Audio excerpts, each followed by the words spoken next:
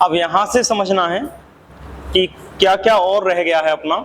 तो सबसे पहले यहाँ आएगा ये आपका पाचन की प्रक्रिया अपन को पढ़नी है जंतुओं में, यानी कि जिसको आप कहते हो कि जो आपका मनुष्य है उस मनुष्य को भी एक प्रकार से एनिमल के अंतर्गत ही हम काउंट करेंगे, उसी हिसाब से देख रहे हैं।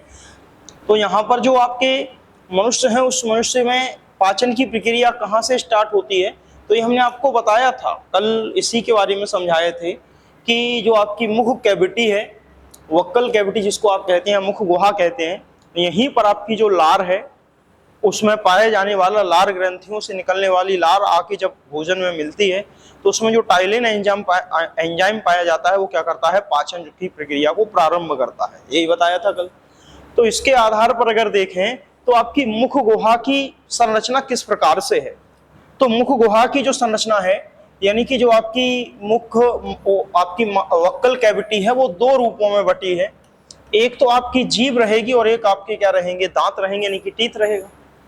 जीभ के बारे में तो हम कल तुम्हें पढ़ा चुके, ध्यान करो। हमने अग्रभाग बताया था, पश्चभाग बताया था, मध्य भाग बताया था और आपको साइड भाग भी बताया था कि कहां पर किस प्रकार का स्वाद जो है वो लिया जाता है। तो हम जीभ के बारे में तो चर्चा कर चुके। अब यहाँ पर हमें क्या करना है, टीथ यानी कि दांत के बारे में समझना है कि आखिर दांत किस प्रकार के रहेंगे, क्या क्या रहेंगे, कौन कौन से दांत रहेंगे। हम आपको बताते चलेंगे कि एनसीईआरटी में बस दिया क्या क्या है, कि किस किस आधार पर प्रश्न आते हैं। ये तो और भी ज्यादा मतलब लिख दिया है कि क्योंकि आसपास चीजें रहती हैं तो वो लिख ही जाती हैं, मतलब पेन चल ही जाता है, सीधे मतलब ये है कि मतलब किताब पूरी है तो उसमें ऐसा तो है नहीं कि केवल 1 2 3 मतलब 6 7 8 की ही किताब रख के इसको बनाया जाए। इसको कक्षा 9 और 10 की किताब को भी रख के हम बनाते हैं। तो बनाने में चूंकि 9 10 की चीजों को भी कुछ कुछ इनबिल्ड करना पड़ता है, कुछ अपने आप चीजें निकल आती हैं कि भाई ये भी क्यों छूट जाए, तो ज्यादा ही लेने की कोशिश करेंगे लेकिन उससे कम ही तुम याद रखोगे, तब भी आपके प्रश्न जो है वो हो जाएंगे। तो यहाँ पर जो सबसे पहले है जो टीथ है, उस टीथ के बारे में, दांतों के बारे में बताया गया है। तो सबसे पहले जो दांत है इस दांत के बारे में बताया गया कि दांतों के अध्ययन को या स्टडी को क्या कहा जाता है, तो उसको अध्ययन को ओडोंटोलॉजी कहते हैं। अगर कोई पूछता है कि दांतों के अध्ययन को क्या कहा जाता है तो ओडोंटोलॉजी किसको कहा जाता है, दांतों के अध्ययन को कहा जाता है। अगर कहें दांत की जो ऊपर की परत होती है वो किसकी बनी होती है, तो एनामिल की बनी होती है। यानी कि जो आपका दांत है, जैसे कोई व्यक्ति है, उस व्यक्ति का जो है वो आपका सपोज दैट इस प्रकार का ये दांत है, तो ये आपके जो है वो मसूड़ों में इस प्रकार के दांत जो है वो आपके फंसे हुए हैं इस प्रकार के। तो ये जो दांत रहेंगे इसके सबसे ऊपर की जो परत है, यानी कि सबसे ऊपर की जो लेयर रहती है वो किसकी बनी होती है, तो याद रखना ये इंपॉर्टेंट है, एनामिल की बनी होती है। और अगर कहें पूरे शरीर का सबसे कठोर भाग कौन सा है, तो एनामिल जो है वो मानव शरीर का सबसे कठोरतम पदार्थ होता है, यानी कि सबसे हार्ड पदार्थ होता है। बात समझ पाए कि नहीं, यानी कि सबसे कठोर पदार्थ अगर कोई पूछता है तो एनामिल, हड्डी से भी अधिक मजबूत अगर कोई पूछे तो आपका एनामिल जो है वो पूरे शरीर का सबसे कठोर भाग रहेगा। क्योंकि आप भी जानते हो दांत है, किसी को भी आप चीड़ देते हो, फाड़ देते हो, यानी कि खाने का काम कर देते हो, चबाने का काम कर देते हो, तो सबसे कठोर भाग बनाया, तो इसकी बाहर की परत एनामिल होती है जो सबसे कठोर रहती है। अंदर और भी कई स्ट्रक्चरों में बटा होता है लेकिन अपन को बाहर की परत से मतलब है जो पेपर में आपके दी गई है, यह पूछा गया है। इसके बाद अगर कहें जो आपका एनामिल है उसके बारे में आपको याद रखना है कि जो आपका एनामिल है वो किसका बना हुआ है, तो कैल्शियम कार्बोनेट याद रखना है और Ca3PO4 यानी कि आपका रहेगा कैल्शियम फॉस्फेट, यानी कि दो यौगिकों का यह बना है। एक तो इसमें कैल्शियम कार्बोनेट है जिसको आप कैल्शियम कार्बोनेट कह रहे हो, और दूसरा आपका कैल्शियम फॉस्फेट है। यानी कि जो एनामिल है वो आपका किनसे बना हुआ है, तो दो पदार्थों से आपका क्या है, ये आपका निर्मित है। क्योंकि कैल्शियम के ही यौगिकों से हड्डी निर्मित होती है और कैल्शियम से ही इसका एनामिल बना हुआ है, तो ये सबसे कठोर या हार्ड भाग होता है। बात समझ पाए, आगे चलते हैं सर। फैक्ट ही चर्चा कर रहे हैं सर, हम ज्यादा कुछ ले भी नहीं रहे कि आपको अंदर की ओर ले चलें या कोई डिटेल में हम अध्ययन कराएं, केवल वही मतलब ये है हमारा कहने का कि आपको ज्यादा भटकना भी नहीं है, आपको बिल्कुल भी नहीं भटकना, आपको सीधे सीधे पॉइंट टू पॉइंट चलते चलना है कि आखिर कौन कौन से प्रश्न जो है वो पॉइंट में दिए हैं। बस पढ़ना कंसेप्चुअल है, क्योंकि कंसेप्ट के आधार पर ही प्रश्न जो है वो आपके पूछते हैं। अब यहाँ पर पुनः दांतों के बारे में दिया गया है और दांतों के अध्ययन के बारे में, दांतों के ही बारे में संरचना बताई गई है। तो यहाँ पर बताई गई है कि उत्पत्ति के आधार पर दांत के जो प्रकार हैं वो आपके दो प्रकार हैं, पहला और दूसरा। उत्पत्ति के आधार पर अगर कोई पूछे कि उत्पत्ति, जब दांत निकल रहे होते हैं तो उनकी उत्पत्ति के आधार पर अगर कोई पूछता है तो दो प्रकार के दांत हैं। एक मिल्क टीथ कहा जाता है, जिसको दूध के दांत कहते हो आप, और दूसरा है परमानेंट टीथ, जिसको आप क्या कहते हो, स्थायी दांत कहते हो। तो स्थायी दांतों की संख्या कितनी होती है, 32 होती है। जबकि दूध के दांत क्या हैं, आपके दूध के दांतों की संख्या कितनी होती है, मिल्क टीथ के दांतों की संख्या कितनी होती है, केवल 20। यानी कि जब बच्चा जन्म लेता है तो उस टाइम पर केवल 20 ही दांत उसके निकलते हैं, 20 ही दांत बच्चे के निकलेंगे। उसके बाद जब ये देखना जरा सर, ये आपके स्थायी दांत है टोटल 32 दांत। आप जानते ही हो टोटल मनुष्य के कितने दांत हैं, 32 हैं कि नहीं है, कभी गिने हो तो गिनने की जरूरत नहीं पड़ेगी। आप मनुष्य के जो दांत होते हैं वो कितने होते हैं, 32 होते हैं। और अगर कहें जीवन में 2 बार जो दांत निकलेंगे तो मिल्क टीथ जो है वो 2 बार निकलेंगे। क्यों? एक बार जब बच्चा छोटा रहता है तो शैशवावस्था में उसके दांत निकलना प्रारंभ हो जाते हैं, 6 माह, 7 माह, 8 माह। इस दौरान 8 माह, 7 से 8 माह, 6 से 7-8 माह के बीच में दांत निकलना प्रारंभ हो जाते हैं। देखते हो कि बच्चा जो है वो मसूड़ों को दबाता है, कहीं देखते हो कि लूज मोशन भी बच्चा करता है, माँ कहती है कि बच्चे के दांत निकल रहे हैं इस कारण से। तो यहाँ पर चूंकि पहली बार उसके दांत निकले हैं शैशवावस्था, फिर इसके बाद यही दांत बाल्यावस्था में गिर जाते हैं और बाल्यावस्था में पुनः नए दांत आते हैं। बात समझ पाए कि नहीं? तो बाल्यावस्था में से तुम जब दांत गिरता था तो तुम चूहे का बिल ढूंढते फिरते थे कि कहाँ है चूहे का बिल, ताकि हमारे दांत चूहे के जैसे हो जाएं, कहीं ऐसी जगह फेंक दें खराब दांत ना निकल आए। ठीक है, तो जो 20 दांत ही थे वो गिरते थे आपके, जो 20 दांत ही आपके उगते थे शैशवावस्था में, और 20 दांत ही आपके बाल्यावस्था में क्या कर जाते थे, गिर जाते थे, और पुनः आपके नए दांतों का क्या आ जाता था, उदय हो जाता था। ठीक है ना? दांतों का उगना और दांतों का गिरना विकासात्मक परिवर्तन के अंतर्गत आता है साइकोलॉजी में, ध्यान रखना इस बात को। अगर कोई कहे कि दांतों का गिरना और दांतों का उगना नई आकृतियों का जन्म लेना और पुरानी आकृतियों का लोप होना विकास के अंतर्गत आएगा, वृद्धि के अंतर्गत नहीं आएगा, ध्यान रखना। जब भी कोई नई अवस्था का परिवर्तन होता है, मतलब नई चीज का निर्माण होता है, वो डेवलपमेंट है। लेकिन जब भी किसी में विस्तार हो, वो आपका क्या कहलाता है, वृद्धि कहलाता है। बच्चा ने आज पहली बार लिखना सीखा है, आज पहली बार चलना सीखा है, चाहे वो लड़खड़ा के ही चले, वो विकास है। लेकिन जब वो अपनी चलनी में सुधार करे, वो क्या कहलाएगी, वृद्धि कहलाएगी। बच्चे ने आज पहली बार एक शब्द लिखा है, वो लिखने के में विकास है, लेकिन अब लिखने में सुधार कर रहा है, वो क्या कहलाएगी, वृद्धि। तो याद रखना कि वृद्धि में सुधारात्मक परिवर्तन होते हैं, जबकि विकास में पहली बार वो परिवर्तन प्रकट होते हैं। तो दांत भी पहली बार प्रकट होते और दांत पहली बार ही गिरते हैं। बात समझ पाए? तो दांतों का उगना और दांतों का गिरना, नई आकृति का आना, नई आकृति का जन्म लेना और पुरानी आकृति का लोप होना किसके अंतर्गत आएगा, विकासात्मक परिवर्तन के अंतर्गत आएगा। एक बच्चा पहले उसके अंदर रेंगने की आदत विकसित होती है, रेंगने की आदत विकसित होना विकास है, लेकिन रेंगने की आदत कुछ समय बाद गायब हो जाती है और बच्चा चलने लगता है, तो रेंगने की आदत का लोप होना भी विकास है और नई आदत का जन्म होना भी क्या है, विकास है। बात समझ पाए कि नहीं? ये हमने पढ़ाया नहीं है तुम्हें, कोई बात नहीं, जरूरत नहीं थी इसलिए ना पढ़ाया होगा, पर वो तो अभी ध्यान आ गया कि डेवलपमेंट का पार्टी श्रीमती हरलॉक्स जी हैं, उन्होंने इस 4 प्रकार को बताया है। ठीक है, तो यहाँ जीवन में 2 बार दांत उगते हैं, तो जीवन में 2 बार दांत उगे, यानी कि एक बार प्रारंभ में दांत उगे, उसके बाद गिर गए, फिर बाल्यावस्था में पुनः दांत उगाए, तो ऐसे दांतों की संख्या 20 है। तो स्थायी दांत कितने हैं, 32। स्थायी दांत कितने हैं, केवल 32। तो फिर आप ये बताओ कितने दांत जीवन में केवल एक बार उगते हैं, ये बताओ कितने, 28। कैसे? 32 में से जब 20 दांत तो 2 बार उग रहे थे, इनको घटा दिया तो क्या 12 नहीं बचा, 32 में से 20 घटाओगे, 28 कैसे बच रहा? नहीं आई बात समझ में भाई? अब टोटल दांत 32 हैं, आपके पूरे मुंह में 32 दांत आने हैं, अभी तो टोटल 32 ही आने हैं। अब 20 तो उग के फिर गिर गए, फिर उगाए, तो 20 दांत तो 2 बार उगाए जीवन में, तो 32 में से जो 20 2 बार उगे हैं उनको घटा दो, तो भैया 32 में से जब 20 घटाओगे तो कितने दांत बचेंगे, ये 12 ही तो बचेंगे। तो 12 दांत जो है वो जीवन में कितनी बार आते हैं, केवल एक बार आते हैं, इस बात को याद रखना।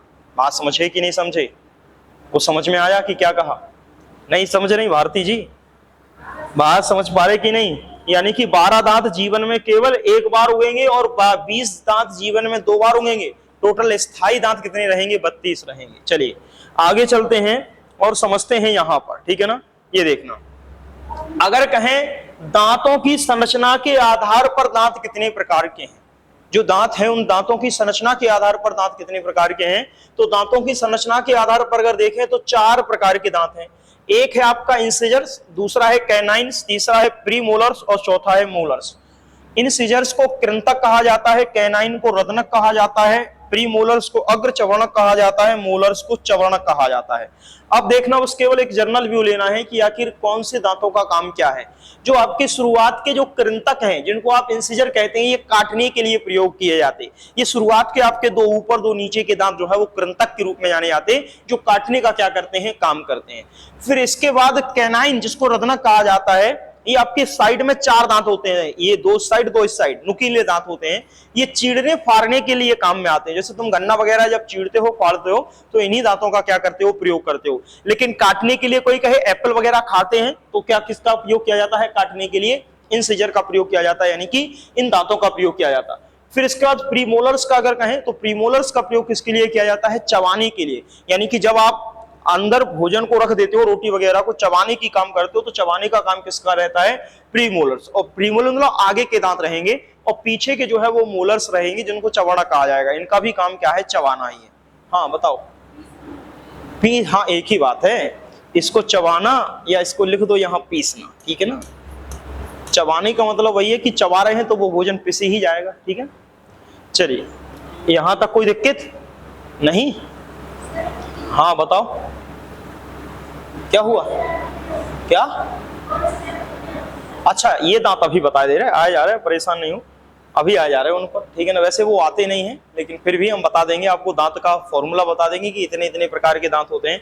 आते कभी नहीं, लेकिन फिर भी आप कहोगे तो हम बता दे रहे हैं। मतलब आपके इसमें नहीं आएंगे सीटेट में, सीटेट में दांतों की संख्या नहीं पूछी गई है। फिर भी आप चाहो तो ये लो, यही लिख लो, किस लिए वहां रह जाए, लो यही लिख लेते हैं, ये लिखना, ठीक है ना, ये लिखना। 1 मिनट, दांतों की जो संख्या रहेगी, तो सबसे पहले कृंतक, यानी कि जो इंसिजर्स हैं, 4 ऊपर रहेंगे 4 नीचे, यानी कि 4 ऊपर 4 नीचे, टोटल आपके कितने दांत रहेंगे, 8। यानी कि 4 दांत ऊपर की उसमें रहेंगे, 4 दांत नीचे की लेयर में रहेंगे, तो आपके टोटल 8 दांत रहेंगे। कैनाइन्स जो है वो आपके 2 ऊपर और 2 नीचे, यानी कि टोटल ये कितने दांत रहेंगे, तो आपके 4 दांत रहेंगे। फिर इसके बाद रत्नक जो दांत है, जिनको चीरने फाड़ने, सॉरी ये कैनाइन रत्न। अब प्रीमोलर्स अगर कहें तो ये ऊपर भी 4 और नीचे भी 4, यानी कि ये टोटल आपके कितने रहेंगे, 8। अब इसके बाद अगर कहें तो बकाया जो है वो आपके क्या आ जाते हैं, मोलर्स, यानी 6 ऊपर और 6 नीचे, यानी कि इनको जोड़ दोगे तो कितना हो गया, 12। 12 और 8 20, 4 24 और 8 32, ठीक है ना। क्लियर है, यही होगा। चलिए कोई बात नहीं, चलते हैं आगे, ताकि आप समझ पाए। देखना, ये बात समझ पाए होगे, अगर कोई दिक्कत है तो आप पूछ सकते हो, वैसे जरूरत है नहीं। और अगर आप चाहो तो दांत का फॉर्मूला भी हम लिख दे रहे हैं यहाँ पर। हाँ बोलते जाओ, बोलते जाओ। 2 1 2 3 अपॉन 2 1 2 3 इज मल्टीप्लाई बाई 2, यानी कि 2 1 2 3 2 1 2 3 इसका मल्टीप्लाई कर दो 2 में, तो आपका 4 2 4 6 हो जाएगा, ठीक है ना। क्या हुआ बताओ, आयता नहीं है ये, ठीक है ना, आपके इसमें नहीं है सीटेड। फॉर्मूला चाहो तो लिख लो, दंत सूत्र। क्या हुआ, चलिए सर आगे। अरे फॉर्मूला कुछ नहीं है, ये ऊपर के जबड़े के दांतों की संख्या लिखी है, नीचे के जबड़ों की दांतों की संख्या लिखी है। शुरुआत में वही क्रम से लिखा है, ये इंसीजर्स होगा, ये आपका कैनाइन होगा, ये प्रीमोलर्स होगा, ये मोलर्स होगा, ठीक है।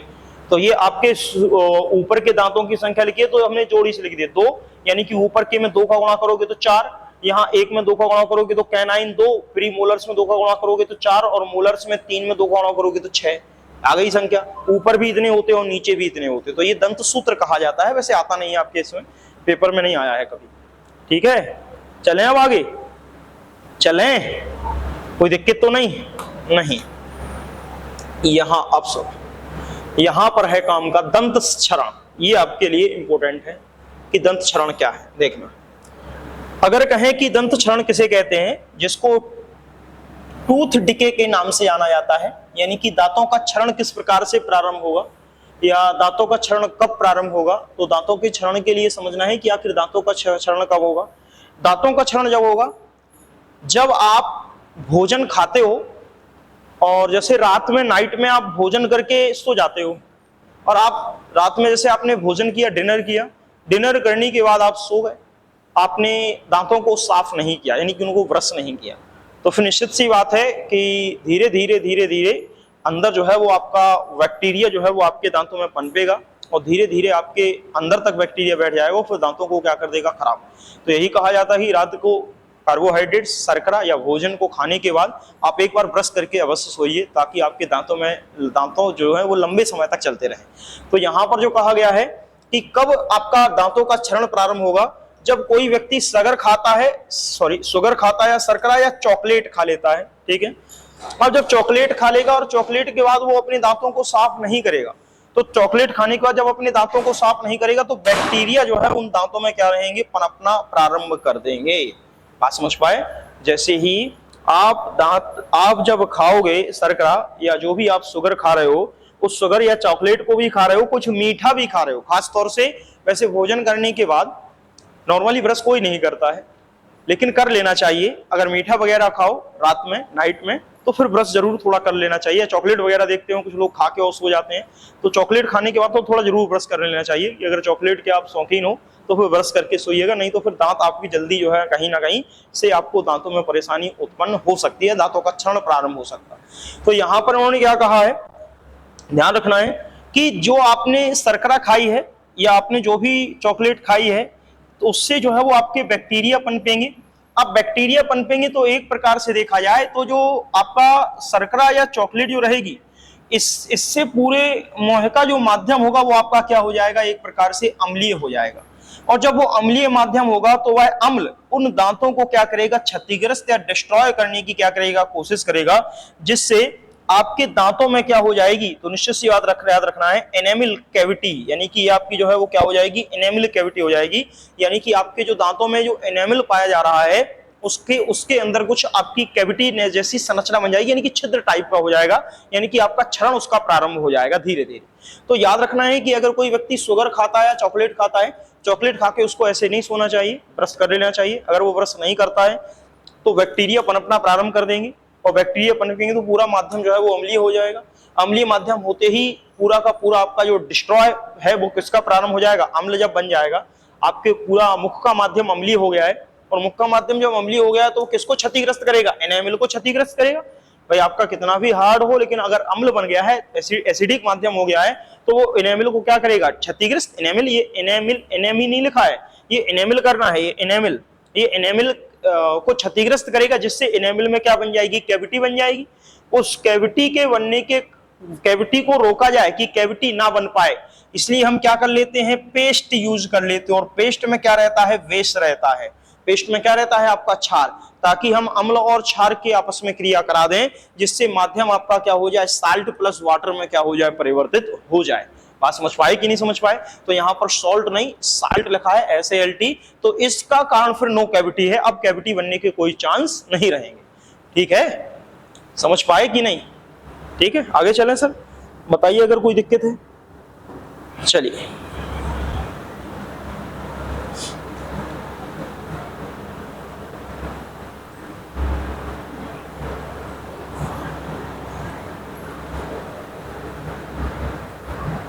ठीक है।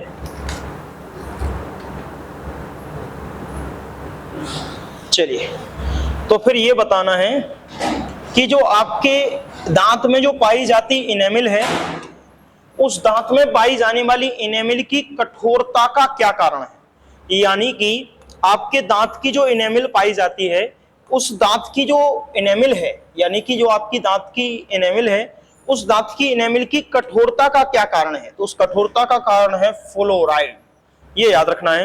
यानी कि इनेमिल की कठोरता, भाई सबसे कठोर भाग तो इनेमिल है, सबसे हार्ड भाग आपका क्या है, इनेमिल है। तो इनेमिल की कठोरता का कारण क्या है, फ्लोराइड है। तो डॉक्टर आपसे उस पेस्ट को करने के लिए कहेंगे, उस पेस्ट को करने के लिए कहेगा, डॉक्टर आपसे उस पेस्ट को करने के लिए कहेगा जिसमें फ्लोराइड आपका क्या हो, पाया जाता हो। यानी कि डॉक्टर, जैसे आप जाते हो डॉक्टरों के पास और डॉक्टरों से कहते हो कि भाई हमारे दांत में दर्द हो रहा है, किसी प्रकार का कीड़ा लग गया है या किसी प्रकार की झंझनाहट उत्पन्न हो रही है, तो वो चेक करेगा दांत, उसके बाद आपको एक ऐसा पेस्ट लिख देगा तो कहेगा भैया आप इसी पेस्ट को कीजिए। उस पेस्ट को लिखने का कारण है उसमें फ्लोराइड अधिक मात्रा में पाया जाएगा, और फ्लोराइड क्या करता है, फ्लोराइड ही इस एनेमिल को क्या करता है, मजबूती प्रदान करता है। यानी कि फ्लोराइड क्या करेगा, एनेमिल को मजबूती प्रदान करेगा। तो याद रखना कि डॉक्टर किस प्रकार के पेस्ट को लिखेंगे, आपको फ्लोराइड से युक्त पेस्ट को क्या करेंगे, लिखेंगे। क्यों, ताकि जो दांत का एनेमिल है वो चूंकि हार्ड है और वो हार्ड ही बना रहे, उसका क्षरण ना हो, इसके लिए किस प्रकार के पेस्ट को लिखते हैं जिसमें फ्लोराइड आपका क्या हो, पाया जाता हो, ये याद रखना है। चलिए अब बताइए, यहां तक कोई दिक्कत हो तो पूछिए, बताइए बताइए बताइए सर, यहां तक अगर कोई दिक्कत है तो बताइए, और नहीं तो आगे चलते हैं। बताइए सर, बताइए। ये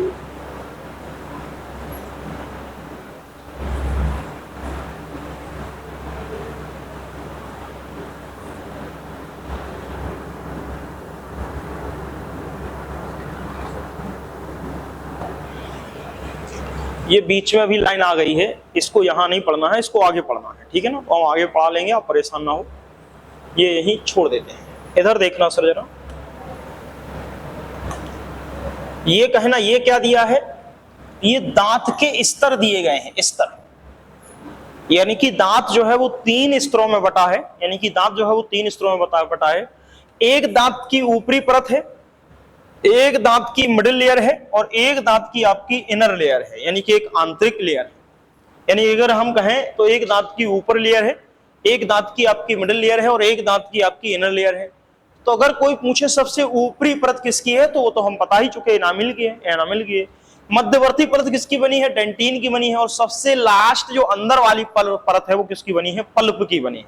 तो बस केवल ये आपको याद रखना है कि आखिर किस परत को क्या कहा जाता है।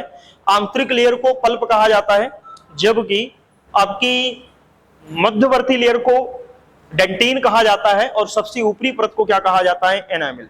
और यही एनामिल परत जो है वो आपकी क्या होती है, सबसे कठोर होती है, ठीक है ना सर। बताइए, अब यहां तक अगर कोई दिक्कत है तो पूछिए सर। यहाँ 2 प्रश्न ये होंगे, हाँ ये रहे, तो बताइए इनमें क्या उत्तर सही है आपका, कौन सा उत्तर होगा और कौन सा उत्तर नहीं होगा। हम आपको अभी समझा चुके हैं, बड़े आराम से तुम टिक लगा दोगे। जीवन में 2 बार उगने वाले दांतों की संख्या तो 20, यानी कि जीवन में 2 बार कितने दांत उगेंगे, 20। और जीवन में 1 बार उगने वाले दांतों की संख्या तो 12, 28 नहीं होंगे, नहीं तो 28 पे टिक करो, ठीक है ना। जीवन में 1 बार उगने वाले दांत की संख्या 12, और जीवन में 2 बार उगने वाले दांतों की संख्या आपकी 20। अब चलते हैं आगे, और दांतों के बारे में पढ़ लिया है, और दांतों के बारे में पढ़ने के बाद अब आगे बढ़ते हैं और इसके और आगे के स्ट्रक्चर को समझते हैं कि आखिर कौन कौन से पॉइंट जो है वो समझना है। देखना सर, समझना। अब यहाँ पर ये चित्र दिया है, और इस चित्र को भी समझते हैं, थोड़ा सा इसको चित्र को पहले समझ लेते हैं और फिर इसके बाद यहाँ पर चर्चा करते हैं।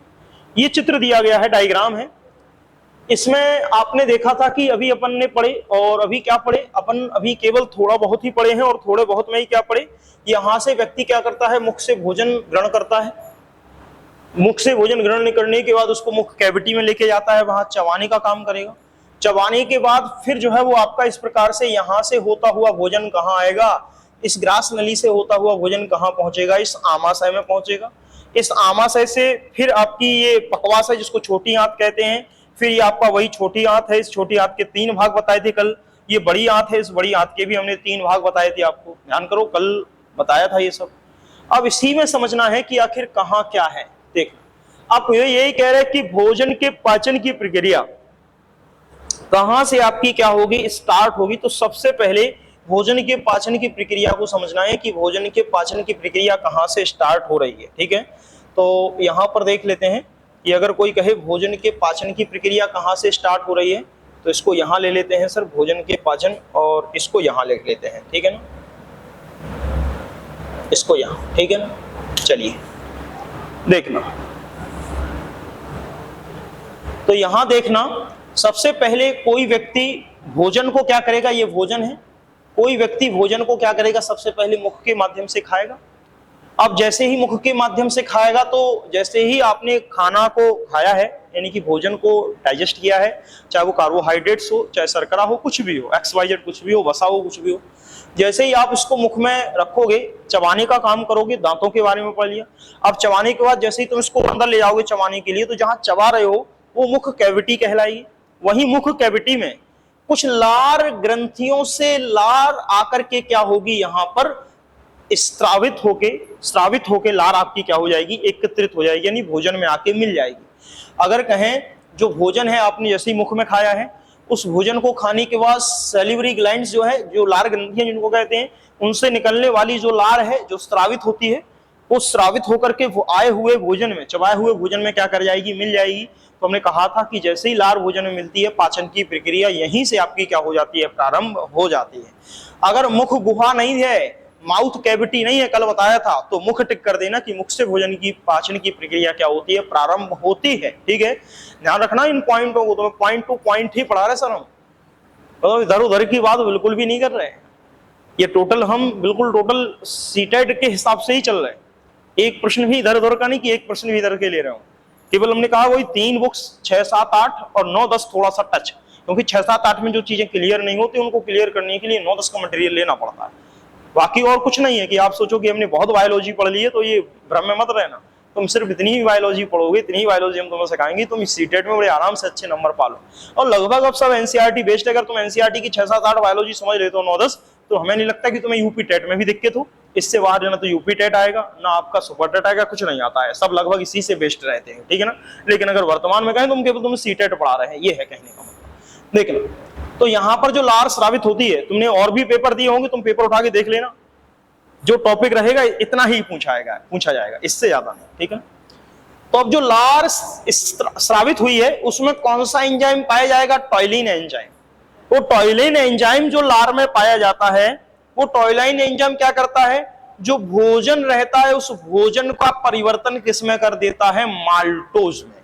पहला पॉइंट, अगर कोई कहे लार ग्रंथियों से जो लार निकलती है उनमें कौन सा एंजाइम पाया जाता है, टाइलिन एंजाइम पाया जाता है। इसी एंजाइम को और दूसरे नाम से जानते हैं, जिसका नाम है सैलिवरी एमाइलेज, यानी कि इसी एंजाइम को हम सलाइवरी एमाइलेज के नाम से भी जानते हैं। जरूरी नहीं कि आपको टाइलिन ही मिले, टाइलिन की जगह पर अगर वहां पर सलाइवरी एमाइलेज मिल जाए तो इसको सलाइवरी एमाइलेज भी कहा जाता है। ये भी यही टाइलिन एंजाइम का दूसरा नाम है। अब ये टाइलिन एंजाइम का काम क्या है, तो जो भी भोजन है उस भोजन को किसमें परिवर्तित करेगा, ये टाइलिन एंजाइम भोजन को माल्टोज में परिवर्तित करेगा। माल्टोज में परिवर्तित करने का मतलब है, चाहे भोजन हो, चाहे स्टार्च हो, चाहे मंड हो, जिसको स्टार्च कह रहे हैं, शर्करा हो, कार्बोहाइड्रेट्स, भोजन के रूप में वो स्टार्च ले सकता, जिसको मंड कहते हैं, इसको स्टार्च कहते हैं, इसी को हम शर्करा कहेंगे, इसी को कार्बोहाइड्रेट्स। जो भी व्यक्ति भोजन के साथ ले रहा है, चाहे वो आपका भोजन के में ले गया, भोजन के रूप में लिया गया, ध्यान रखना, भोजन के रूप में लिया गया, चाहे वो आपका क्या हो, मंड हो, चाहे वो आपका मंड हो, चाहे वो आपका स्टार्च हो, चाहे वो आपका शर्करा हो, चाहे वो कार्बोहाइड्रेट्स है, तो सब भोजन में ही उस भोजन को किसमें बदल देता है, ये माल्टोज के रूप में क्या कर देता है, परिवर्तित कर देता। कौन सा एंजाइम, अगर कोई पूछ ले पेपर में, बताओ कौन सा एंजाइम कार्बोहाइड्रेट को माल्टोज में बदलता है, तो आपका टॉयलिन। कौन सा एंजाइम मंड को माल्टोज में बदलता है, टॉयलिन। बात समझ गया, टॉयलिन ऑप्शन में नहीं है, तो ये ध्यान रखना, सलाइवरी एमाइलेज कहीं नाम तो नहीं दिया है। बात समझ पाए कि नहीं समझ पाए, पहले ये बताओ तुम हमें, क्लियर है? आगे चलें, अब चलिए अब चलते हैं आगे, और यहां पर चलते हैं आमाशय में, कि आमाशय में पाचन की प्रक्रिया किस प्रकार से होगी, उसको थोड़ा सा देख लेते हैं कि आखिर आमाशय में पाचन की प्रक्रिया किस प्रकार से होती है। तो आमाशय में पाचन की प्रक्रिया को देखना है, उसके लिए ये चित्र जो है वो हमें जरूरत पड़ेगी, तो हम इस चित्र को फिर नीचे लिए ले रहे हैं और इस चित्र को यहाँ बीच में रख ले रहे हैं। अब इस चित्र को बीच में रख करके समझते हैं कि आखिर मतलब क्या है इसका, यानी कि आमाशय में पाचन की प्रक्रिया कैसे होगी। आमाशय में अब पाचन की प्रक्रिया देखनी है। देखो, हमने मुख से भोजन खाया, पहले तो पूरा स्ट्रक्चर पढ़ लिया कहाँ पर क्या है, पहले पूरा स्ट्रक्चर पढ़ लिया कहाँ पर क्या है, ध्यान पूर्वक सुन रहे हो कि नहीं सुन रहे हो, ठीक है ना, ये सब तुम्हारे पेपर के लिए है, बात समझ रहे हैं ना। यानी कि आपने पहले क्या कर लिया, मुख से भोजन को क्या कर लिया है, ग्रहण कर लिया है। तो जैसे ही ग्रहण किया तो दांतों के स्ट्रक्चर के बारे में पढ़ लिया, किस प्रकार की क्या स्ट्रक्चर होती है उसको पढ़ लिया। फिर उसके बाद पाचन भी देख लिया कि मुख में या मुख गुहा में भी क्या होता है, पाचन होता है। अब मुख गुहा में पाचन जो चलेगा तो आप भोजन जो है वो नीचे की ओर खिसकेगा, यानी कि हमने यहाँ पर मुख के अंतर्गत चबाने तक की प्रक्रिया क्या कर ली है, पूर्ण कर ली है। अब चबाने के बाद जब अंदर जाओगे तो यहाँ पर ये देख रहे हो, ये आपकी जो है वो ये पूरी की पूरी आपकी जो है वो आपकी ग्रास नली पाई जाएगी। इसको ही हम कह रहे हैं यहाँ पर ये ग्रसनी होती है, और ये पूरा जो पाइप रहता है इसको हम क्या कहते हैं, ग्रास नली। ये स्टोमक है जिसको हम क्या कहते हैं, आमाशय, ठीक है ना, इसको क्या कहते हैं, आमाशय। अगर हम कहें इसमें कि आपकी जो ग्रसनी है या जो ग्रास नली है, भाई जब हमारा मुख में भोजन रहता है तो मुख में जो भोजन रहेगा इसको तो हम दांतों के माध्यम से चबा देंगे। अब दांतों से चबाने के माध्यम के बाद उसको हम जब वो गुटकेंगे अंदर, जब आप कहते हो कि हम गुटक गए हैं, तो गुटकने के बाद अब आपका उस भोजन पर कोई बस नहीं चलेगा। उस भोजन को अंदर तक पेट में पहुंचाने का काम किसका रहता है, ग्रास नली का रहता है। जो किस प्रकार से भोजन को पहुंचाता है, तो जो ग्रास नली रहेगी वो बार बार फूलेगी पिचकेगी, फूलेगी पिचकेगी, यानी कि जिसमें आपका क्रमाकुंचन पाया जाता है। क्रमाकुंचन का मतलब है इस प्रकार से आपकी क्या करेगी, वो आपकी जो पाइप रहेगी वो इस प्रकार से क्रमाकुंचन करेगी। तो कभी फैलेगी तो भोजन अंदर खिसक जाएगा, फिर पिचक जाएगी, फिर खिसकेगी, ये भी नहीं कि पूरा दब जाए, बस केवल हल्का हल्का क्रमाकुंचन पाया जाता है, जिससे भोजन आपका कहाँ हो जाए, पूरा आमाशय तक जो है वो आपका चला जाए। बात समझ पाए? तो यहाँ पर जो यही लिखा है कि ग्रास नली में क्या होता है, तो ग्रास नली में क्रमाकुंचन की प्रक्रिया चलती है, जिससे कि आहार नाल में भी अगर कहें, या ग्रास नली जिसको आप आहार नाल कह रहे हो, इस आहार नाल में भी क्रमाकुंचन की प्रक्रिया चलती है, जिससे कि भोजन आपका कहां पहुंच जाए, पेट के अंदर पहुंच जाए, यानी कि आमाशय के अंतर्गत पहुंच जाए। तो याद रखना कि जो आपकी आहार नाल है, या पूछे ये या पूछे ग्रास नली, इसका काम क्या होता, तो ग्रसनी या ग्रास नली का काम केवल कितना सा है, क्रमाकुंचन का कार्य करना। भोजन को मुख गुहा या कैविटी से निकाल करके, यानी कैविटी से जैसे हम इसको गुटकेंगे अंदर, टेटुआ से गुटकेंगे, तो गुटकने के बाद अब अंदर वो अपनी इच्छा से जाएगा, उसको ले जाने का काम कौन करेगा, ग्रास नली करेगी, बार बार क्रमाकुंचन करेगी, यानी कि सुकड़ेगी, फैलेगी, सुकड़ेगी। अब ये नहीं कि बहुत ज्यादा सुकड़ जाए, बहुत ज्यादा फैल जाए, उतना ही हल्का सा ये मूवमेंट होता है, तो क्रमाकुंचन उसको कहेंगे। क्रमाकुंचन के माध्यम से भोजन को कहां पहुंचा देगी, आमाशय में पहुंचा देगी। अब ध्यान रखना है यहाँ पर, चाहे ग्रसनी पूछे और चाहे ग्रास नली पूछे, दोनों में पाचन की प्रक्रिया नहीं होती है। पाचन की प्रक्रिया केवल कहां हुई, सबसे पहले पाचन की प्रक्रिया केवल मुख गुहा में हुई, जिसको मुख माउथ कैविटी में हमने पढ़ा, लार ग्रंथियों में पढ़ा। याद रखना, ग्रसनी या ग्रास नली में पाचन नहीं होता, यहाँ पर भोजन का किसी प्रकार का पाचन नहीं होगा। नहीं तुम यहाँ पाचन पर टिक लगा के चले आओ। ऑप्शन दिए हो, बताओ निम्नलिखित में से कहां पर पाचन नहीं होता। पहला ऑप्शन दिया है मुख, दूसरा ऑप्शन दिया है ग्रास नली, तीसरा ऑप्शन दिया है आमाशय, चौथा ऑप्शन दिया है छोटी आंत। तो फिर क्या टिक लगाओगे, ग्रसनी या ग्रास नली जिसमें पाचन की प्रक्रिया आपकी संपन्न नहीं होती, यानी यहाँ पर भोजन का किसी भी प्रकार का पाचन नहीं होता। ना तो यहाँ कार्बोहाइड्रेट्स का पाचन होगा, ना वसा का पाचन होगा, ना आपका प्रोटीन का पाचन होगा, यानी कि इनका पाचन यहाँ पर चलता नहीं है। बात समझ पाए कि नहीं समझ पाए? चलिए अब चलते हैं आगे और फिर समझते हैं कि आखिर क्या क्या पॉइंट और शेष है, देखना। चलिए अब आगे चलते हैं और देखते हैं। देखना अब यहाँ पर ये फिर से है, देखना सर, ये चित्र फिर से बना लेंगे, उसमें क्या है पहले इसको तो देखते हैं कि ये है क्या। चलिए ये देखना आखिर ये क्या काम कर रहा है, समझना। यहाँ पर केवल इतना सा पॉइंट तुम्हें समझना था, इसलिए हमने ये चित्र तुम्हें बनाया था। ये व्यक्ति का क्या होगा, इस प्रकार से मुख होगा, ये इस प्रकार से मुख होगा, ये इस प्रकार से जो है वो आपका लीवर पाया जाएगा, यानी कि एक व्यक्ति का अगर आप लीवर बनाओ तो इस प्रकार से जो है वो आपका लीवर पाया जाएगा, यानी कि ये व्यक्ति है उसका लीवर भी आपका क्या रहेगा, इस प्रकार से जो है वो लीवर रहेगा। ये मान लिया है लीवर, ये यहाँ से जो है वो आपका पकवास है। तो अगर ये मुख है, थोड़ी देर के लिए अगर मान लें कि ये मुख है, ये आपका मुख के साथ साथ अगर ये कहें कि ये क्या है, तो ये आमाशय है।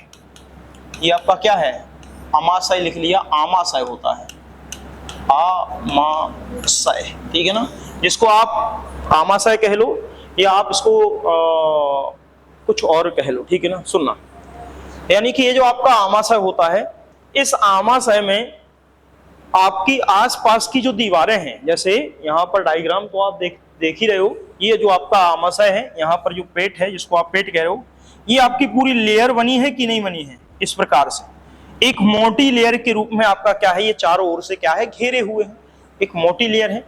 यही क्या कही जाती है, इस पेट की दीवार कही जाती है, ठीक है ना।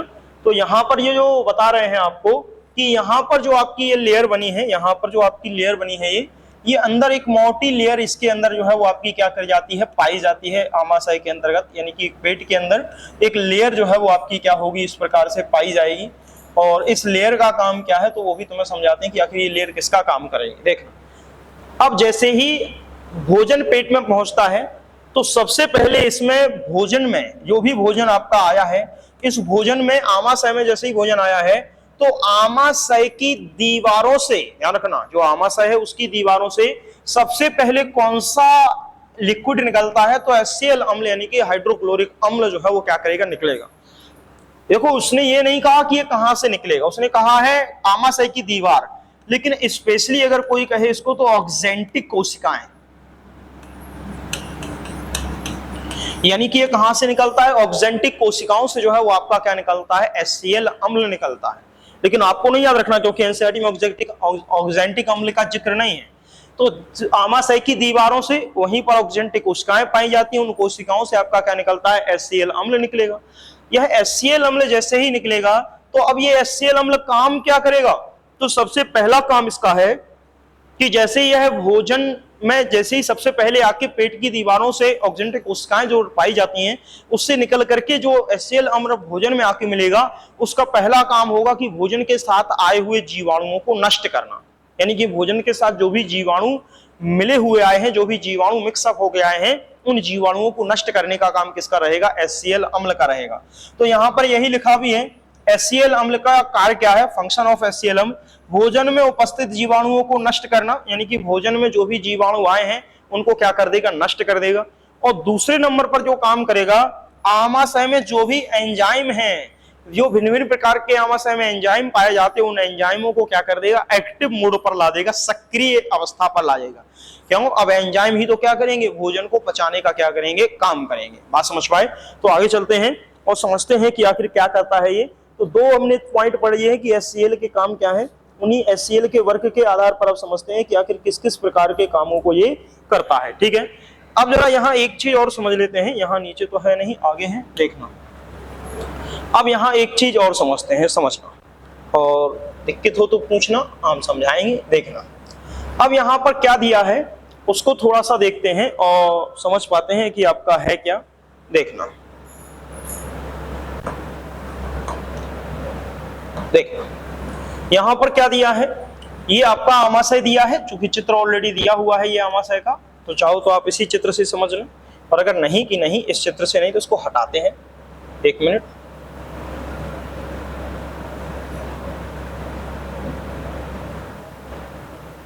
इसको यहां कर देते हैं गायब, कोई जरूरत नहीं पड़ेगी, अपन ऐसे ही समझ लेंगे। देखना, देखना, क्योंकि उसमें कुछ चित्र का विशेष रोल है नहीं। अगर आप देखें तो ये व्यक्ति का जो है वो एक प्रकार से मुख रहेगा, ये आपकी एक प्रकार से मुख हुआ रही है। उसके बाद हमने कहा इस प्रकार से जो है वो आप ये लेंगे, और ये आपका एक प्रकार से जो है वो ये आपका जो है वो आमाशय है। तो इसको आप क्या कहेंगे, आमाशय। ठीक है, अब जो आमाशय है इसके बारे में थोड़ा समझना है। तो क्या कहा, आमाशय की आंतरिक दीवारों से, जो आमाशय की आंतरिक दीवार है ये, इन आमाशय की आंतरिक दीवारों से आपका कौन सा अम्ल निकलेगा, तो चारों तरफ से इसमें जो है वो HCl अम्ल आपका क्या करेगा, निकलना प्रारंभ करेगा। यानी कि इस आपका जो HCl अम्ल है वो चारों तरफ से आपका क्या करेगा, निकलना प्रारंभ करेगा। अब चारों तरफ से जब HCl अम्ल निकल रहा है तो ये HCl अम्ल किस लिए निकल रहा है, ये HCl अम्ल जो है वो आपका किस लिए निकल रहा है, ये HCl अम्ल इसलिए निकल रहा है ताकि भोजन के साथ आए हुए जीवाणुओं का क्या कर दे, भक्षण कर दे, नष्ट कर दे, और साथ में एंजाइम को सक्रिय अवस्था पर ला दे, एंजाइम को क्या कर दे, प्रेरित कर दे, सक्रिय अवस्था पर ला दे। अब चूंकि सर ये HCl आखिर है तो अम्ल ही है, तो एसिड ही, तो क्या ये अम्ल जब आपके पेट के अंदर निकलेगा तो क्या ये पेट की दीवारों को जलाने का काम नहीं करता, क्या ये पेट की दीवारों को जलाने का काम नहीं करता, करता होगा कहोगे, नहीं कर पाता। क्यों, इसलिए नहीं कर पाता क्योंकि वैसे तो ये HCl बहुत हार्ड है, हाइड्रोक्लोरिक अम्ल है, ये जाता और आमाशय की भित्ति, यानी कि जो आपकी भित्तियां हैं, ये जो है आपकी, जिसको आप कह रहे हैं ये आमाशय की भित्ति है, इस आमाशय की भित्ति को ये क्या कर देता, जला देता। लेकिन इस आमाशय की भित्ति के लिए क्या पाई जाती है, आमाशय में म्यूकस मेम्ब्रेन पाई जाती है, यानी कि श्लेष्मा की एक परत पाई जाती है। और वो श्लेष्मा की परत अगर देखें तो हल्के भूरे रंग की होती है और बहुत हार्ड होती है, बहुत हार्ड, जो आसानी से कट नहीं सकती। जैसे देखना कैसी होती है, हम तुम्हें बताएं, जब कभी तुम्हें जुकाम खांसी होती है तुम बलगम निकलती है, बलगम निकलती है, वो व्हाइट रंग की जो बलगम निकलती है वो ही आपकी श्लेष्मा है, उसी को म्यूकस कहा जाता है। तो वही आपकी जो बहुत हार्ड मोटी परत पाई जाती है, और जो मोटी परत पाई जाएगी तो उस पर कोई प्रभाव नहीं पड़ता इस एसिड का।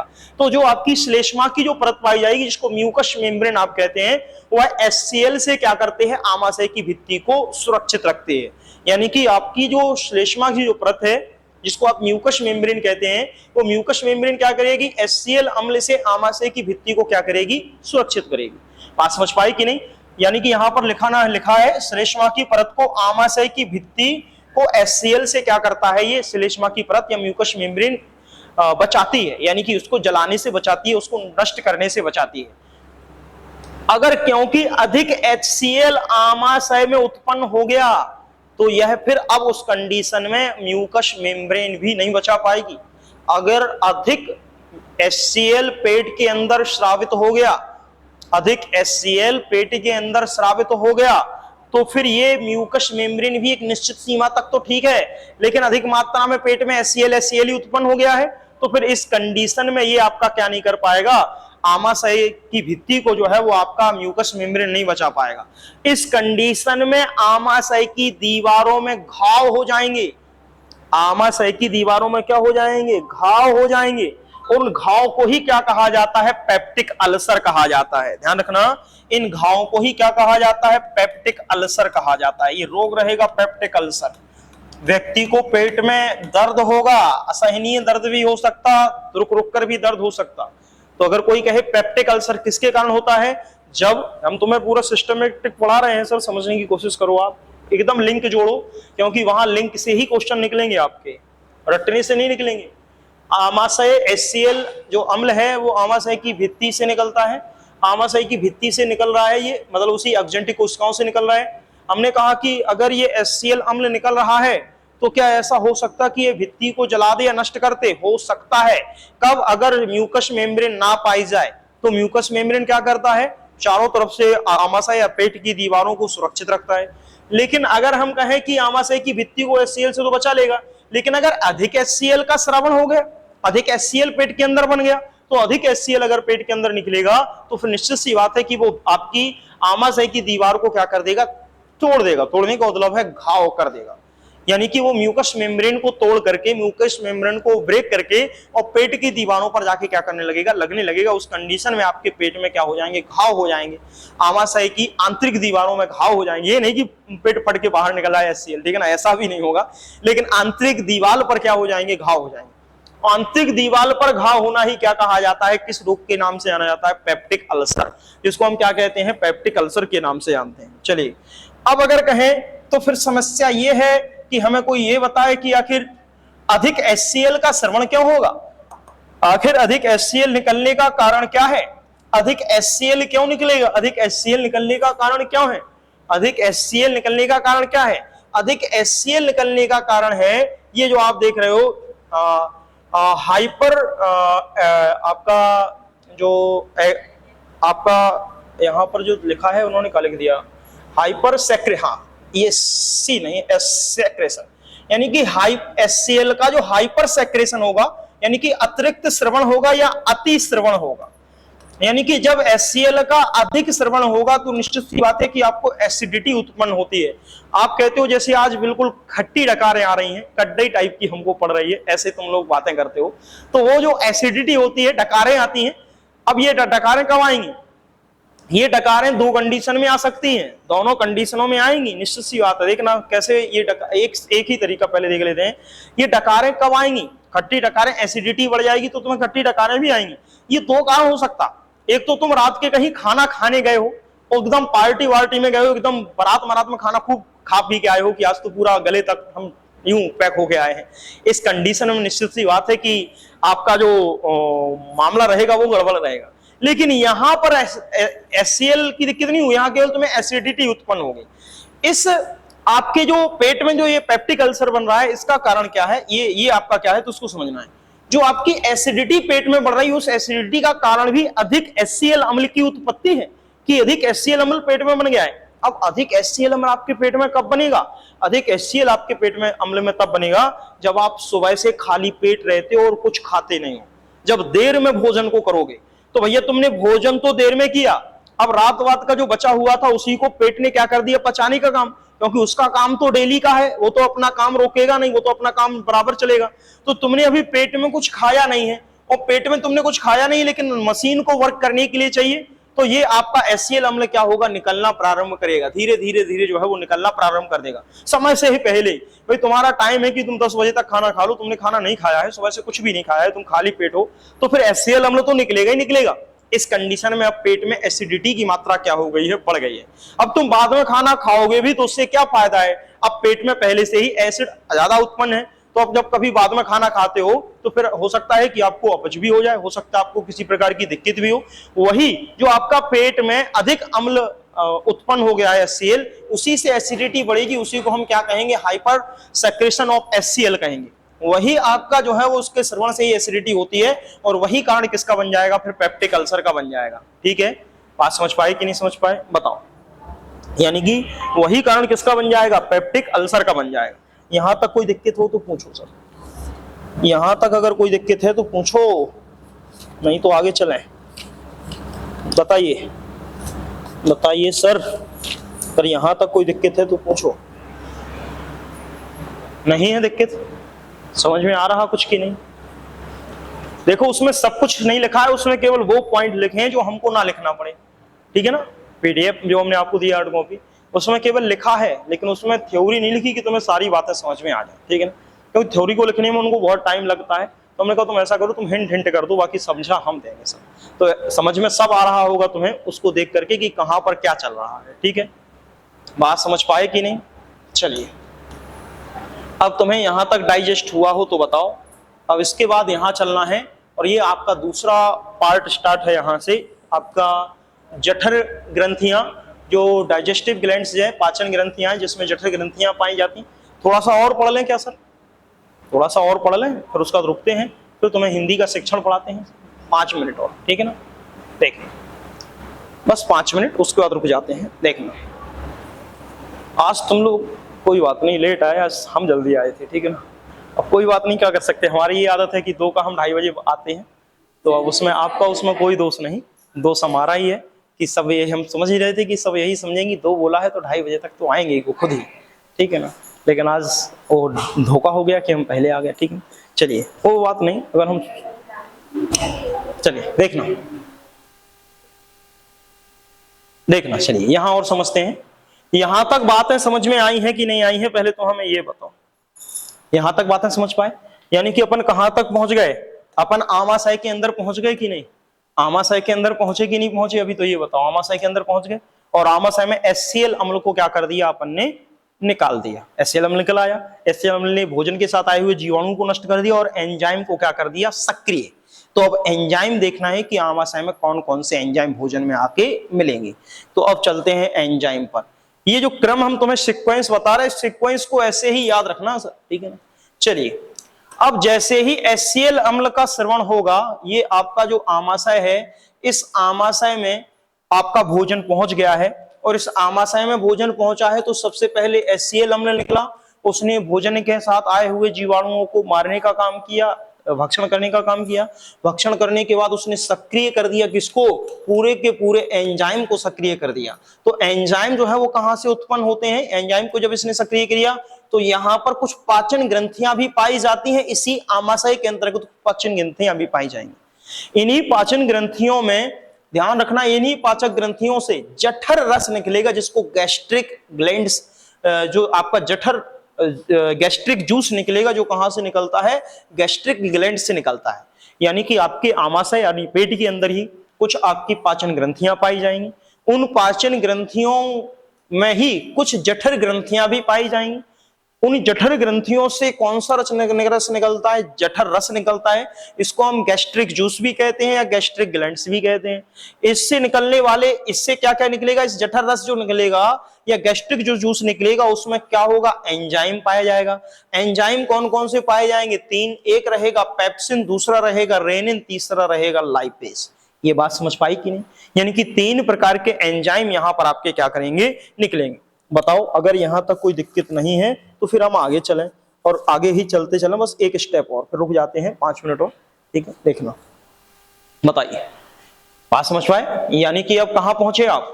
ओरली तुम्हें याद हो जाना चाहिए आई थिंक, तब जाके तुम पेपर में करोगे। जैसे ही अगर हमें ध्यान से सुन रहे होगे तो तुम्हें ज्यादा दिक्कत नहीं होगी, तुम एक बार रिवाइज करोगे, अपने आप चीजें ध्यान आ जाएंगी। ठीक है, तो अगर हम कहें जैसे ही भोजन पेट में पहुंचा है, आमाशय में पहुंचा है, जैसे ही आमाशय में पहुंचा है सबसे पहले HCl अम्ल आके मिला है। HCl अम्ल ने क्या किया? भोजन के साथ आए हुए जीवाणुओं को नष्ट कर दिया। वैसे ऑक्जेंटिक कोशिकाओं से निकलता है, लेकिन आपको पेट की दीवारें मानना है, क्योंकि एनसीईआरटी में पेट की दीवारें दी हैं। तो वहां से HCl अम्ल निकल के भोजन के साथ आए हुए जीवाणुओं को नष्ट कर देगा। अब जीवाणु नष्ट होने के साथ साथ वो अन्य एंजाइम को सक्रिय कर देगा। तो एंजाइम कहां से निकलते हैं? आपके जठर रस में पाए जाते हैं। जठर रस कहां से निकलता है? जठर ग्रंथियों से। और जठर ग्रंथियां कहां पाई जाएंगी आपकी? तो आपकी पाचक ग्रंथियों में भी आपकी एक जठर ग्रंथियां पाई जाती हैं। तो जठर ग्रंथियों से निकलने वाला जठर रस, उसमें पाए जाएंगे एंजाइम। कौन कौन से? 3 एंजाइम पाए जाते हैं, पेप्सिन, रेनिन, लाइपेज। अब देखते हैं कि आखिर पेप्सिन का क्या काम है, रेनिन का क्या काम है और लाइपेज का क्या काम है। ठीक है ना? तो यहां पर ये जो लिखा है, ये सब यही लिखा कि आपकी जो ग्लैंड्स हैं, ये तो वही लिखा, ये कुछ नहीं, या आप ना भी लिखो तो भी ये लिखा है। ग्रंथियां पाई जाती हैं पेट में, उसी में आपका जो है गैस्ट्रिक ग्लैंड्स पाई जाती हैं, जठर ग्रंथियां। जठर ग्रंथियों में जो से जो है वो आपका जठर रस निकलता है, यानी कि उस जठर ग्रंथियों से श्रवण किसका होता है? जठर रस का होता है। तो उसी को लिखा है जिसको हमने ओरली तुम्हें बोल के बताया है। अब यहां चलते हैं और इसको समझते हैं कि आखिर ये क्या है।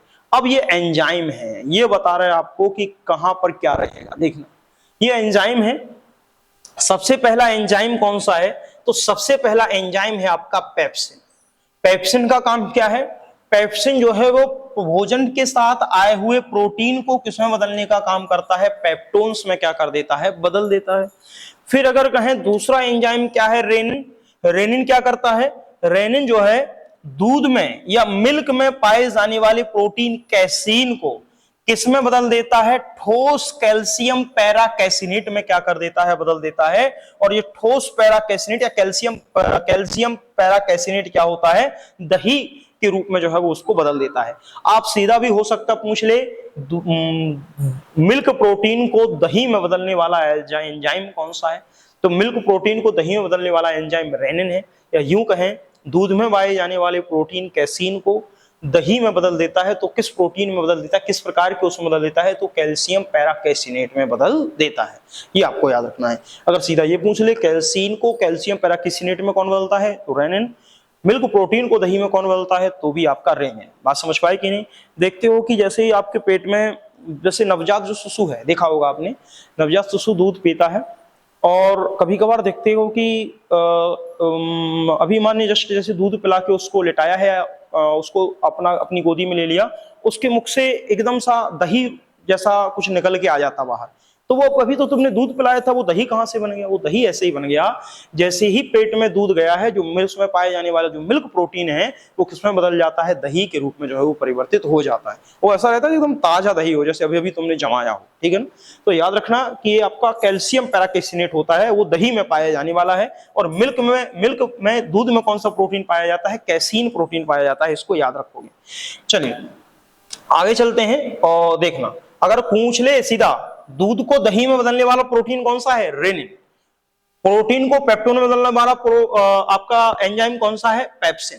फिर आप लेते हैं वसा, जो आपकी वसा भी तो भोजन में आई होगी, वसा भी तो भोजन में आई होगी। भाई देखना यहाँ पर क्या क्या था। आपका प्रोटीन को हमने चेंज कर लिया, यानी कि यहाँ प्रोटीन को बदल लिया पेप्टोन में, कैसीन यानी कि प्रोटीन को उसको भी बदल लिया पैराकैसिनेट में। फिर ये वसा है, और वसा जिसको लिपिड कह रहे हैं, फैट कह रहे हैं, लाइपेज कह रहे हैं, तो यहां पर लाइपेज नहीं, ये लाइपेज एंजाइम है जो लिपिड या फैट या वसा को किसमें बदल देता है? फैटी एसिड और ग्लिसरॉल में बदल देता है। यानी कि वसी अम्ल और ग्लिसरॉल में क्या करता है? बदलने का काम करता है। तो फैटी एसिड और ग्लिसरॉल में बदलने का काम कौन करेगा? फैटी एसिड और ग्लिसरॉल में बदलने का काम कौन करेगा? आपका लाइपेज एंजाइम करेगा। बात समझ पाए कि नहीं? लाइपेज एंजाइम का मतलब है आपका लाइपेज एंजाइम जो है वो लिपिड या वसा को, फैट को फैटी एसिड या ग्लिसरॉल में क्या करेगा? बदलने का काम करेगा। बात समझ पाए कि नहीं? अब यहां एक चीज याद रखना, और अच्छे से याद रखना, यहां हम बाद में बता भी देंगे कि अगर यहां पर कहें तो देखो आमाशय में प्रोटीन का पाचन हो गया, प्रोटीन का पाचन हो गया और वसा का पाचन हो गया। क्या यहां कहीं कार्बोहाइड्रेट्स का पाचन हुआ है? नहीं। तो पेपर में पूछा जाता है कि बताओ आमाशय या पेट के अंदर या आमाशय में पाए जाने वाले एंजाइम या आमाशय में किसका पाचन नहीं होता? कार्बोहाइड्रेट्स का पाचन नहीं होता है। ठीक है, चलिए अब आगे चलते हैं। तो यहां लिखा है, ये लिख भी दिया है, दूध को दही में परिवर्तित करने वाला एंजाइम क्या है? रेनिन। आमाशय में भोजन के किस घटक का पाचन नहीं होता? कार्बोहाइड्रेट का पाचन नहीं होता, क्योंकि प्रोटीन और वसा तो हमने तुम्हें तोड़ के बताया है, लेकिन आपका कार्बोहाइड्रेट्स का क्या नहीं हो रहा है? पाचन नहीं हो रहा है। ठीक है सर, चलिए एक और लेते हैं, देखना। हाँ बोलो। हाँ, वसा को तोड़ दिया जाता है, तो तोड़ने का मतलब पाचन ही है। जब कोई जटिल यौगिक अपने अवयवों में टूटता है तो उसका मतलब पाचन ही कहलाता है। क्या? किसका? बची कुची जो रह जाती उसको बाद में यकृत एब्जॉर्ब करता है। वैसे वास्तविकता में वसा का वास्तविक पाचन जो है वो यकृत ही करता है। यहाँ पर सिर्फ उसको इमल्सीकरण कहा जाता है। इमल्सीकरण का मतलब खंडन किया जाता है वसा का। जैसे तुम तेल की एक बूंद को पानी में डाल दोगे तो देखते हो कि वो अलग अलग हो गई है, ठीक है ना? वो काम फिर यकृत करता है। लेकिन यहाँ पर पूरा भोजन में वसा आई है, प्रोटीन आई है, कार्बोहाइड्रेट आई है, सबको अलग अलग करने का काम तो यहीं पर किया जाए, यानी कि जो जटिल भोजन आया है उसको अलग अलग करने का काम। जब आपका पकवा समय पहुंचेगा तो उससे यकृत से निकलने वाला जो रस है जब वो आके उसमें मिलेगा तो फिर उसको वो बूंद नुमा जो वसा रहती है उसको छोटी छोटी बूंद में बदल देता है। उसका काम करना फिर यकृत का काम है, ठीक है ना? यहाँ पर नहीं। आप निश्चिंत रहें। वैसे तो हम आपको सच बताएं कि बायोलॉजी हमारा विषय नहीं है, लेकिन हम आपको बिल्कुल एकदम कहते हैं कि आप कुछ भी हमसे पूछने की कोशिश करें, हम तुम्हें समझाने की पूरी कोशिश करेंगे कि कहाँ पर क्या है। क्योंकि सर वैसे हम कोई टॉपिक पढ़ाते नहीं, ये सबसे बड़ी खराबी है। जो पढ़ाते हैं तो पहले उसको 2-3 बार खुद अच्छे से पढ़ लेते हैं ताकि तुम हमसे कुछ भी कभी पूछ सको तो हम तुम्हें उसका जवाब तुरंत ऑन स्पॉट दे सकें, ठीक है ना? तो आप यहाँ पर जो वसा का पाचन होगा वो वसा का सिर्फ विखंडन का काम रहेगा, लेकिन वसा का जो एक्चुअल पाचन जो है, जिसको अगर कहें तो एक बड़ी बूंद को छोटी छोटी बूंदों में तोड़ने का काम यकृत करता है, वो वसा को तोड़ता है, ठीक है ना? आगे मिल जाएगा, आप निश्चिंत रहें, जब यकृत में पहुंचेंगे अपन तब। अब यहां देखना फिर एक पॉइंट और अभी, ठीक है, थोड़ा और 5 मिनट देखना। अगर यहां कहें कि अब क्या करना है तो देखना, अब यहां थोड़ा सा समझना है। अब आप ऊपर तक पहुंच गए और कहो तो हम रुक जाएं, हमें कोई दिक्कत नहीं है। हम आमाशय में पाचन कर लिया है, आमाशय में पाचन की प्रक्रिया यहीं तक थी, यानी आमाशय में पाचन की प्रक्रिया यहीं तक थी। अब आमाशय में पाचन के बाद अब आपको पढ़ना है छोटी आंत, यानी कि अब डाइजेशन इन स्मॉल इंटेस्टाइन, यानी कि छोटी आंत में पाचन की प्रक्रिया। यानी अब यहां से छोटी आंत में पाचन की प्रक्रिया पढ़ना है। तो अब तुम कहो तो हम रुक जाते हैं, ठीक है ना? अब हिंदी का पहले शिक्षण पढ़ लेते हैं कि कितना क्या है, फिर उसके बाद इसको पढ़ाते हैं, ठीक है ना? वो आप देख लो।